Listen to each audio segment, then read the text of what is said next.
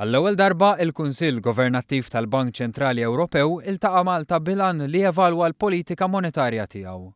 Laqa li fiha l-Gvernaturi tal-Banek Ċentrali taż-żona Euro flimkien mal-membri tal-Bord Eżekuttiv ftehmu li jħallu r-rati t'interess tal-Bank Ċentrali kif inhuma. Dan fl-istess waqt li l-programm ta' xiri mill-Bank Ċentrali Ewropew ta' assi nazzjonali bħal bonds se jibqa' kif infassal. Dwar pajjiżna l-President tal-Bank Ċentrali Ewropew Mario Draghi għadda l-kelma lill-Gvernatur tal-Bank Ċentrali Malti il-Professur Joseph Bonnici li nnota kif l-ekonomija Maltija tinsab f'qagħda tajba ħafna, reżiljenti u dinamika.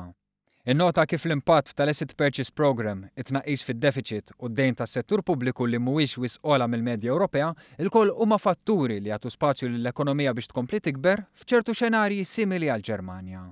Żied jgħid li Malta tinsab fi triq it-tajba fejn jidħol tibdil strutturali. There is the type of fiscal policy that is reducing the debt. It's forecasted next year to be 1.1% of GDP, and I think that is pretty good.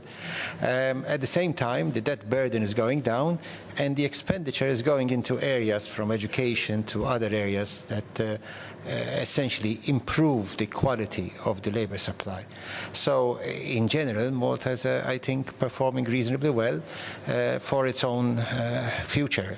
Dwar l-Ewropa l-President tal-Bank Ċentrali Ewropew Mario Draghi tenna li l-laqgħa ma kienx waħda bil-mentalità ta' wait and see, tistenna u tara x'jiġri, imma ta' work and assess fejn issir il-ħidma u r-riżultati ikunu evalwati. Dan anke bil-konsiderazzjoni ta' miżuri li jistgħu jittieħdu jew tibdil fil-miżuri implementati bħalissa. Mistoqsi dwar jekk iż-żona euro tiflaħx għall-kriżi tal-immigrazzjoni, Draghi qal li għadu kmieni biex wieħed ikun ċert x'impatt dan se jkollu, imma jemmen li ż-żona euro mistennija tkun kapaċi tlaħħaq ma' din l-isfida.